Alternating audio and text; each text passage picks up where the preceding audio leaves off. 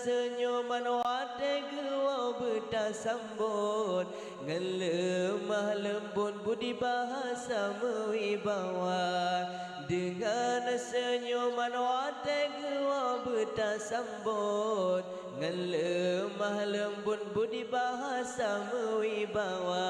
bertatib hai anak mak bersanding ngan sidra judo alim yang cita rupa bertatib hai anak mak bersanding ngan sidra judo alim yang cita rupa cici cina katre mahatema mehana anak mekawin ngan sidra judo alim Yahudi meagama cina katre mahatema mehana anak mekawin ngan sidra judo alim Yahudi meagama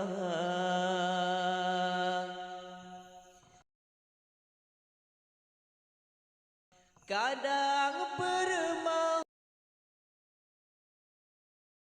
katilan bagemagun bega dotakeun pupu yang hawa gata kadang permah katilan bagemagun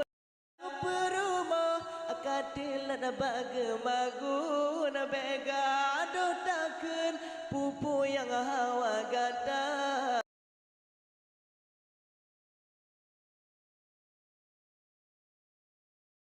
tapi nasihat tak pernah tak tuntun supaya rukun hidup rukun dalam rumah tangga tapi nasihat tak pernah tak tuntun supaya mufun hidup rukun dalam rumah tangga bertatib hai anak mak bersanding ngan sidra judo alim yang cita rupa bertatib hai anak mak bersanding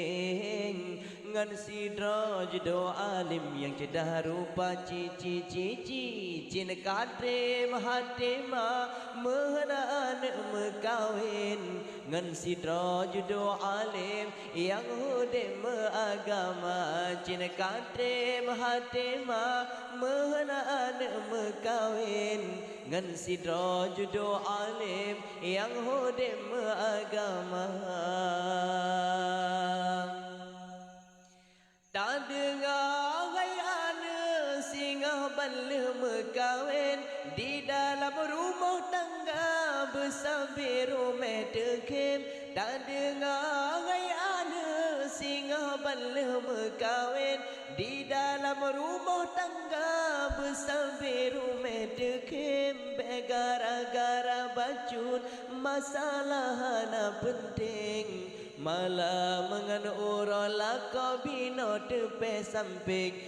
gara-gara bacut masalah na penting malah mengan urala kau bino tepe samping bertatib hai anak mak bersanding